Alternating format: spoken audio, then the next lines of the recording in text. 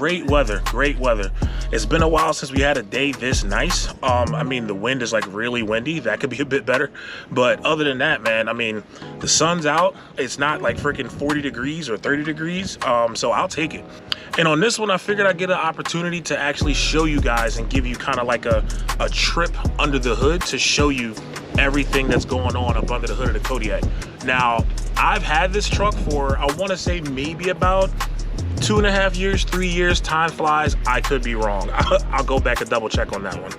I'm going to have a video put up that's going to have when I first got this truck and pretty much like the condition it was in. It was not in good condition whatsoever. The rust was nuts. Who knows when the last time was maintenance. This thing was actually sitting under a tree for years. I want to say in like Delaware, and at one point it was in Ohio.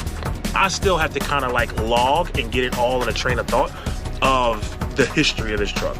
But anyway, regardless whether you're doing it for performance purposes, if you're doing it for daily driver, if you're doing, you know, just a restoration, hopefully some of the stuff that I'm going to show you is things that can help you out or answer questions that you guys had. Now, me in my position, trying to have the performance and audio competitions and, you know, fast quarter miles and freaking Pro-Tone, all of that stuff, which obviously all of that's not going to happen, but I'm going to keep doing my best to do whatever I can do. So with that being said, the way that I had to do it, and I had to, well, that worked the best for me. And truthfully, I'm not even sure if I can say work the best, because it's extremely stressful.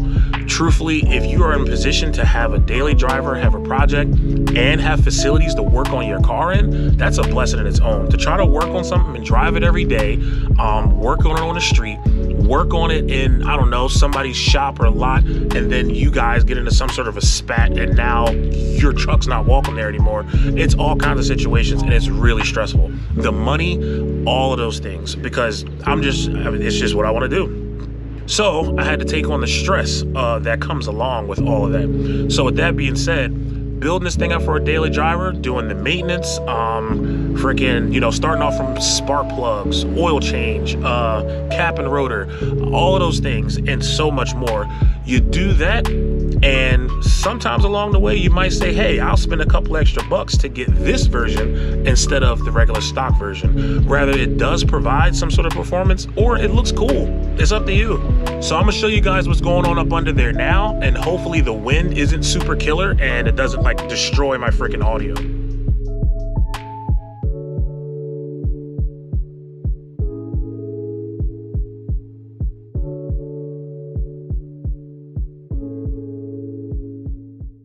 Okay, so here it is up under the hood now, and like I said, man, it is dirty. This is not my norm, but it has been for, I want to say, like the last year. So anyway, just trying to figure out where to actually start to kind of explain all of this stuff that I got going on. And truthfully, I'm saying all of this stuff, it's really not much. Definitely some differences from factory. Obviously, you don't see a shroud or a clutch fan here, and you don't see a factory airbox, and that is not a black box. So you know what? Let's start at the front. Here is my dual electric fans. These are the E-fans, the electric fans that come on the newer Tahoes, Suburbans, Chevy pickups, all of that stuff. Now, when I say newer, I mean, of course, we're still talking old, even though our vehicles, OBSs, you know, this is, you know, 2001, 2004, 5, 6. So it's still old, but, you know, newer than what ours had. So yeah, got these installed on here. Figured it would help as far as like with the air conditioning and whatnot, as far as being in traffic, really hot days, it'll help it stay cooler. And on top of that, you don't have the drag that you normally would have with a clutch fan. That would free up a little bit of horsepower. So that's one of the reasons, well, a couple of reasons why I went for it. And truthfully, I mean, I like the look. I just like open space, kind of like in an engine bay. It just looks cleaner to me. So I've never gotten the chance to actually take the, like I haven't taken his engine out before, so definitely still some rusty spots I haven't gotten a chance to paint. It's really hard to get in there, but eventually we will. So here's the bracket that I had got made for this thing. I actually have two of these.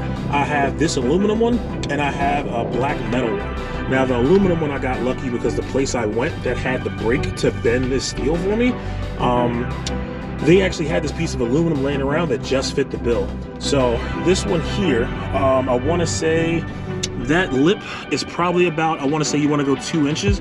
This one's below and I'm barely kind of catching it here, but that's because I kind of wanted this to work, just because I was like, ooh, aluminum, you know, whoop-de-doo. All right, now let's look at the front of the engine. So we got, for starters, dual high output alternators. These are by Brand X, and this kit is sold by Sky High Audio. That makes it pretty much everything that you need is included in the kit to install this thing. And truthfully, I probably didn't need 2 of them. 1 high output would have been enough, but I just thought it would be cool, so I definitely overkilled it on this. And that's because I have a lithium battery bank back here. So, and the lithium, that's a whole other story. But going over here, we have the EGR delete. That's something that I did along with the 0411 PCM swap. That's a block off plate, and up top, you're not going to be able to see it because, but yeah, the tube that usually goes around the side, that's blocked off with another fitting. Then oil pump here, this one actually is a new AC Delco one. The one that was on the truck, just in case, I took it off, you know, got rid of it, put a new one on here, just so it wasn't a problem down the road. Cleaned up the pulley, painted that myself with some spray paint. This one down here, I definitely need to change. I need to change this power steering pump because this one kind of makes some noise from time to time. It hasn't failed me, it feels decent, but it definitely needs to be changed. Crank pulley down there, nothing special. That thing's crap, it's rusted. That's another thing that has to be replaced because the seal in the front main seal, that front main seal has to be replaced. That has a leak too. The pulley, that's a factory pulley, that was changed as well as soon as I got the truck. Once again, just because I just felt like it. Then up here, you guys probably saw the video on this. This is the Sanden style compressor, but it's not by Sanden. This is, I forgot the brand. I think it's like UAM or something, but I have a whole video on it. You guys can check that out. And over here, this is not a battery. This is actually a battery delete because I have a lithium battery in the vehicle. This one's pretty much a dummy to run everything else off of for all the wires that, you know, hook up to the factory battery up here. So this has to be redone. This was just for now. Something that looks more decent, that has like acrylic top or something like that. I did that for my Suburban already. Then over here, this is the Volant intake box. I actually took the sticker that came with the Volant and put it on the radiator support. But yeah, this is the Volant intake. These things aren't cheap. A lot of this stuff, definitely don't think I just cashed out and just spent hundreds because I had it. I get a lot of this stuff on like freaking payment plans and whatnot. It's it is what it is. You do what you can to try to get what you want, make it happen, and, you know, handle life at the same time. But as far as installing this, it wasn't really too bad of an install. I mean, this over here, there's a couple of bolts that bolt through the wheel well that you kind of reach in under and tighten up the nuts on that. And that's not bad. The rest of this hookup is pretty simple. It's not an issue until you get here. Now, these kind of gave me a bit of a problem trying to get these in because I have big sausage fingers. As my homie Ed said, I got hamburger helper hands. Trying to use my fingers to get in here was a bit of a challenge. And one of these spots I did have to actually like, I want to say not machine, but kind of use a Dremel and get some of the material off to make it work. I think that might have been around on the backside. I'm not sure, but we will see. Yeah, it was backside. That's where it was that I had to remove a little material to make it work. Back here, got rid of the stock reservoir and put a smaller one in just so I could have more space. And it's easy to reach my hand down in this side in case there was anything I had to do over here. So I just thought that this was a cleaner look. They have other ones that fit kind of like literally factory location, almost factory size. Clocks Fabrication actually makes one for these, but I think he wants like, it's a few $100. I'm not ready for that right now. Now this, I'm not too sure if we're going to call this engine bay, but I mean, it's kind of cool that you can see it from the top. This is the, what is this thing called? I believe it's the idler arm, but yeah, the idler arm, I have a video on that as well. This is from Super Steer. Should I have spent as much as I did on it? Yeah, absolutely not. These things are ridiculously expensive. I don't know why I got it. Once again, payment plan, but I figured if I went this hard, I would probably never have to replace this again, or at least that's the hope, but I'm quite sure I will know in my luck. Then over here on this side, we have a red head gearbox. This thing changed my life. Felt like a whole new vehicle when I freaking put this thing on. Felt like I was driving a new car. This is the quick ratio that actually comes in the 454 SS. That's the ratio I got in it. So it turns and it responds a little quicker than the factory one. Then on top of that, I added in a filter, an inline filter, pretty much, you know, protecting my investment here.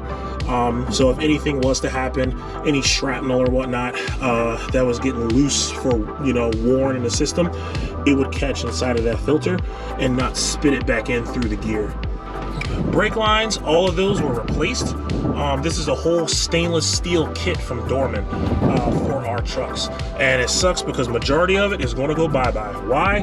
Because I am going to be deleting this ABS box because this thing has probably pulled me to the brink of death quite a few times because it is bad.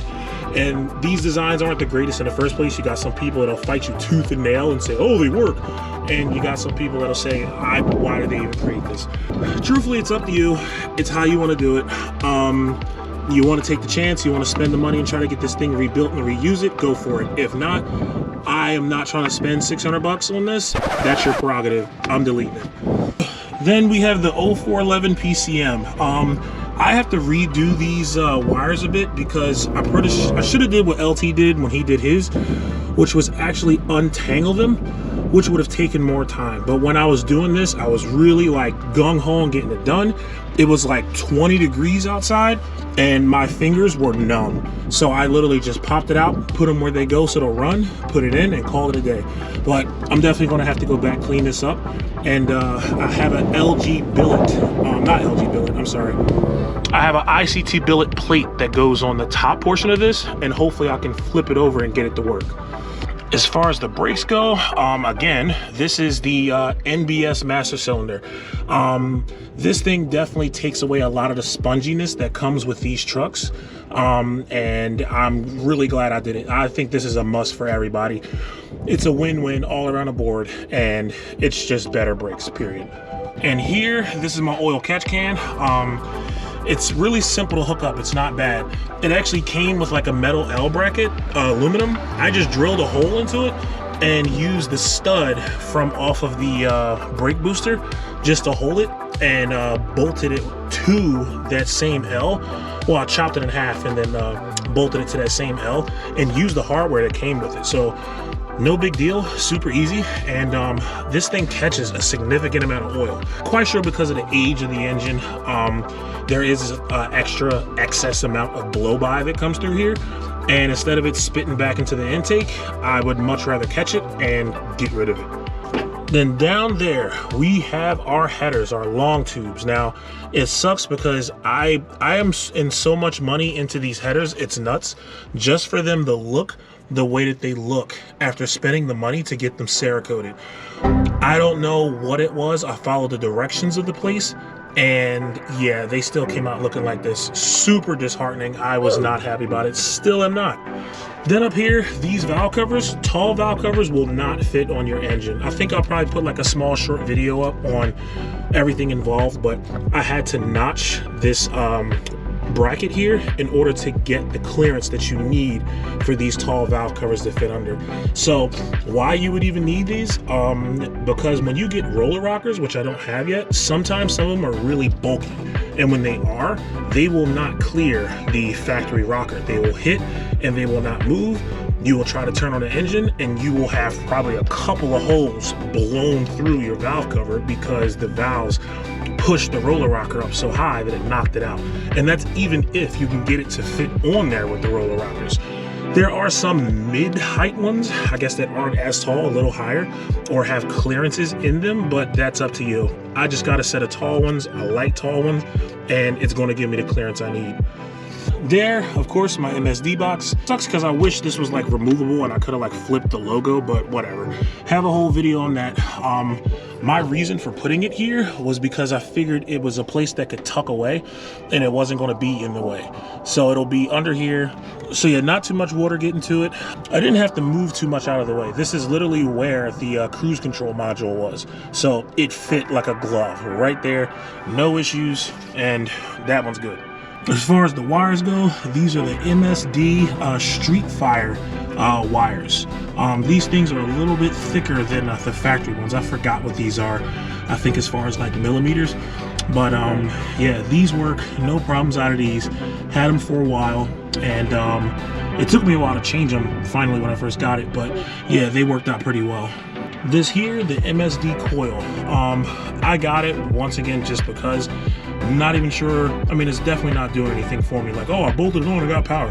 But replaced the factory one that I had. Not sure how long that was on. Cleaned up this thing, I forgot what it's called. Cleaned it up really well, put it back in, reinstalled everything. And this is the quick plug and play here that allows me to plug in the MSD box over there. And makes it easy. So just in case the MSD box was to give me some sort of a problem, I can just literally disconnect from here, boom, and plug it right back in like factory, and it's bypassing it. So I probably forgot something. I'm hoping that the audio wasn't too bad, but that's just like a quick gist of what's going on under here. But it's really time for me to clean up under this thing because it's bad.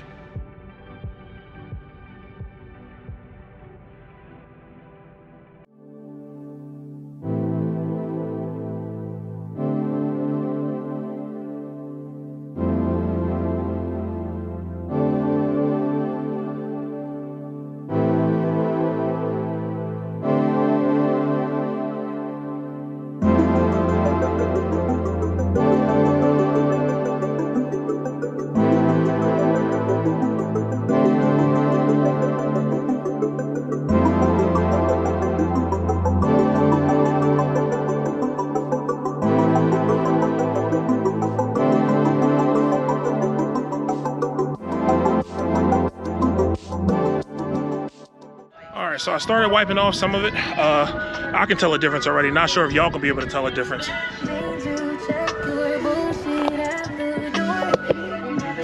But boom, wiped some of this off here. Wiped off the air box. Got off the inside of the fender wells. Oh shoot.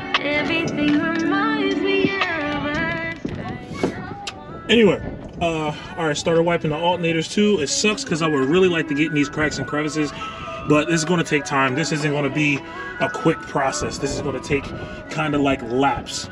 So got over here, wiped off the computer, wiped this off here, wiped this off, and I wiped off here too. And I mean, what I'm using now doesn't have much of a shine. I'm just trying to clean like the dust and dirt off. I still have to go, I mean, I did back there too, but I still have to get the firewall back here. Still got to get the valve covers even here. The nooks and crannies are like a pain, plus the hoses. And on top of that, even the wires, believe it or not, all of this stuff makes a difference. And like, once you let it fall behind, man, it takes a bit to kind of get back where you want it to go. So I'm gonna get back to doing this rough pass on cleaning this stuff up and go from there. But in the meantime, still super windy. Kids is freaking out for freaking Mr. Softy. Exactly. Y'all making her most. Y'all making her scream. Sorry.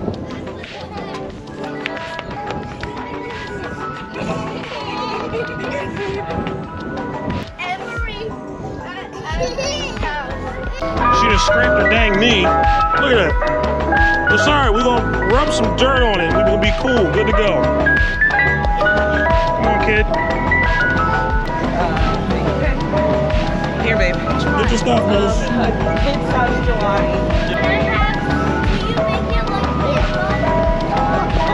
And by the way, the wind blew so hard, it knocked over my bottle. And look at that, here we go. Just pouring out, sucks, a waste. Didn't pick the right day for this, I guess so. Okay, so fast forward again. Like I said, this is something that's going to take like multiple steps. It's going to be a while before I get it back to where it used to be. But I did at least the quick rough draft, kind of getting it started, of getting it back to where it used to be as far as cleanliness. So I'm going to go back again with like a shine. Probably not today because it's still super windy and my back is killing me. But yeah, plus I got other stuff to do. Got laundry, all that other crap. But yeah, so eventually I'll get back and hit it with that shine coat. But I can already tell a difference, and I can see that it's like starting to come back. So check it out. Bam. So this thing isn't as dusty as it was anymore. Alternator's actually got some sort of a pop to them now. Still got to get in the grooves, like I said before. Valve covers are nowhere near as dirty as they were. And valve covers, I'm going to need, I'm gonna have to get these like repolished or replace them. I do have an idea, but that's a whole nother story. But yeah, I mean, overall, it's not as bad as it was. Got the dust off of here, dust off of the booster, wiped down the MSD inside of the inner fenders, down here as well. You can see it's got that shine back again, and that's without me actually hitting it with the coat I really want to hit it with. But yeah, got back there too, and it's better than it was. So I have to get back to it with more of a shine coat, and that's really going to give it that pop that I'm looking for. In this pulley, it's not bad, but I'm kind of getting impatient, and I've had the billet pulley that I wanted to put on here for like ever. So I'm actually going to go in the house and swap that out right now. Okay, ta-da! So this is the March Performance billet pulley. The replacement one for obviously the factory one, which is steel. That's the original one that was on here. It looks pretty good. I mean, it's kind of dusty now, but when it was wiped off, the paint that I put on this one, it was great actually. Definitely did the job. But one thing I noticed too that I thought about, and I think that's also one of the benefits of going with like aluminum pulleys in some areas, it's not a crazy amount, but I want to say it puts less resistance. This pulley, when you pick it up, is definitely lighter than this one when you pick it up.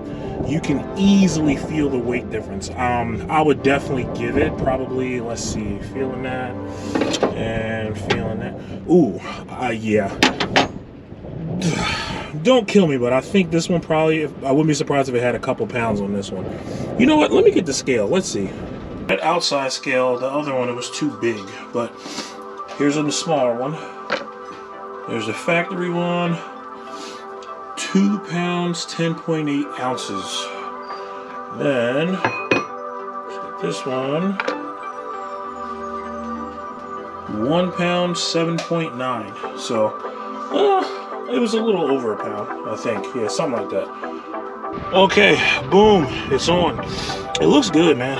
I like the pop that it kind of gives off, you know, in contrast with the other kind of like billet things. I mean, you got the pulley, you got the block off delete plate, you got the valve covers. Those need to be spruced up a bit because they've definitely taken a beating. And the catch can, just stuff like that. Not nothing too crazy, just like subtle touches of that around, and then get a little bit of the color matching. And I mean, I can't even imagine, dude, when I have the intake on that's freaking color matched to the alternators, to the body, and to the inner fender wells. Oh my gosh, this thing is going to look fantastic. I can't wait to get all of that stuff freaking dialed in, set in, and just go for a cruise, do a couple burnouts, go get some ice cream. That's what it's all about. But yeah, man, it's coming along. Just going to do it piece by piece. Had to get a start. Had to start somewhere. And as far as the bolts that I had used for that, it actually worked out that the bolts that I have left over from my, what's this thing called? Oh, the transmission. These are the same ones that was in the transmission, same size, that go into the neutral safety switch. And they're the same as the ones that went in for the water pump. So, yeah, worked out. But yeah, again, it's going to be a while before I can actually like get everything dialed in.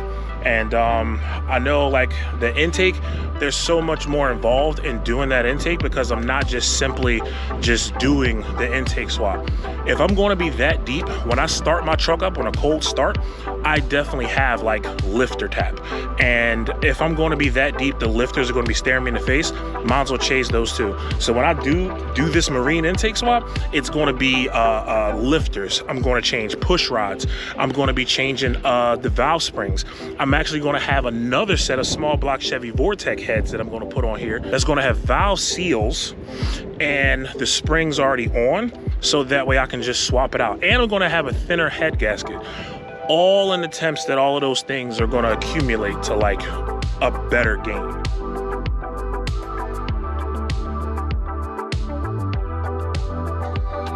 All right, it's the next day. I couldn't help it. I came outside, I popped the hood, and I was just happy at what I saw. So I was like, you know what, I'm gonna come out. It's not as windy as it was yesterday, but the weather's still decent. So I'm actually gonna hit it with the stuff that I wanted to hit it with. So I'm gonna show y'all what that is. Boom. So this is the stuff here that I use to give like the final finishing touch that gives it that shine. And I mean, this stuff's amazing, but before I go putting this stuff on top, that's why I wanted to hit it with the rough draft that I did, to get it pretty much to where we are now. So I went and grabbed some other stuff I'm gonna try out. This here from Sud's Lab. It's a quick car detailer, but I'm just using this once again to just wipe off the areas, make sure it's clear of like minor grease, dust, dirt, whatever. And then I'm gonna top it off with this stuff. And as far as the alternators go, this is where you start getting into the detail stuff. So Walmart sells this, and there's another one with like softer brushes that's like for interior, getting dust between the vents. But this one is still soft, it's just a little more rigid. So this is what I've been using, hitting it with some of the spray and trying to help get into the crevices here of the alternator, because you don't want to just hose these things down and wet them, because who knows what can happen. But you just want to try to break up some. So just doing the best I can with this right now to get it done.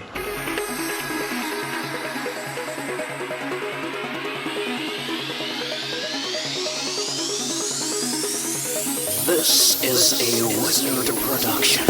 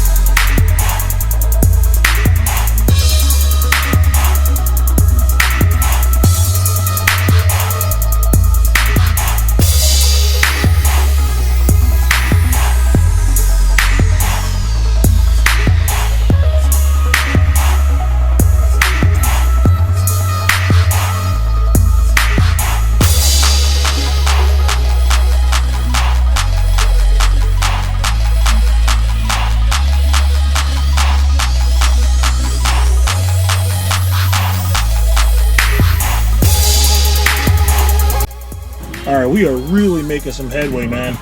But some of the hardest spots to get to here, I'm gonna kind of do the same thing I did with the, what's that called, the alternator.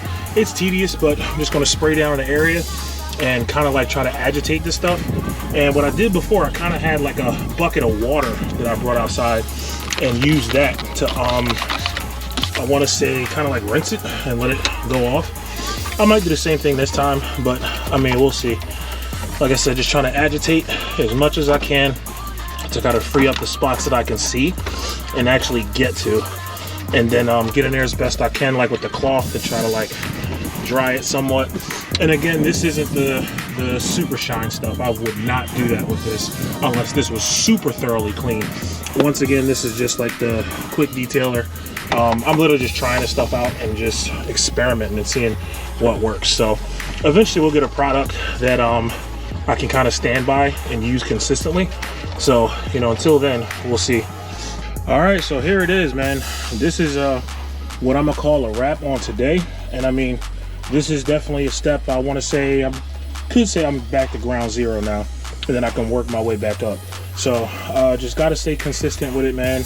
And you know, keep going with the vision, no matter how long it takes. I mean, if you want it, you want it, and you do what you got to do to achieve that goal, man. And I mean, I'm definitely far from what I want to do, because I mean, the 400 small block will definitely work. It'll run by the same computer, even though I'll probably have a Holly Dominator, you know, at some point in the future, or Terminator X, or whatever the case may be. But by the time I'm ready for it, they'll probably have the next best thing out, who knows. But yeah, like I said, definitely got the inner fender wells that's already powder coated, waiting, ready to go.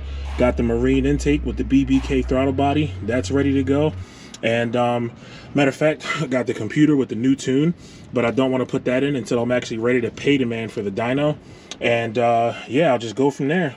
Definitely going to get some more billet for the front, crank pulley, probably power steering pulley, And I might go back to one alternator, most likely, because one thing that definitely helps out with, you know, power too, is having a, I want to say, what's this thing called?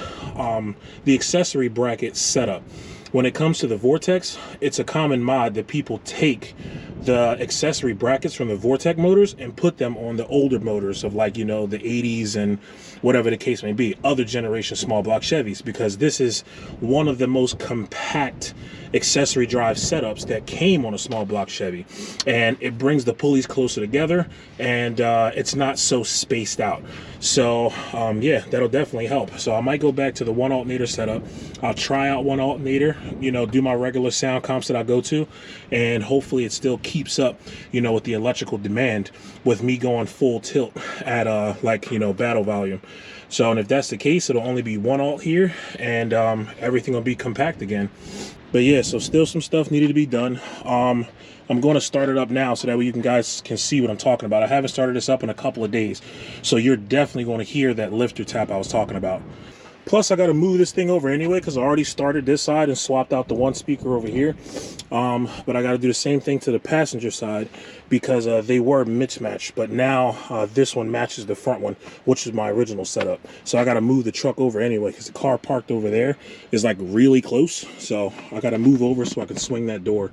All right, so let's see.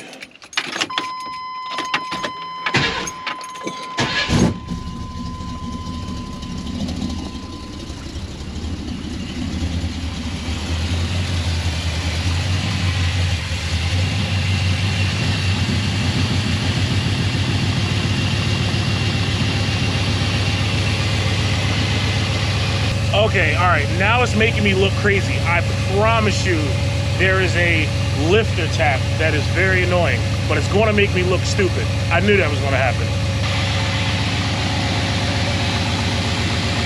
All right, so this wraps it up. Yeah, on to the next thing. I mean, definitely, you know, finances obviously isn't the greatest, but, you know, trying to make it work. And that's definitely something that's kind of holding back me putting on some of the other mods that I'm doing.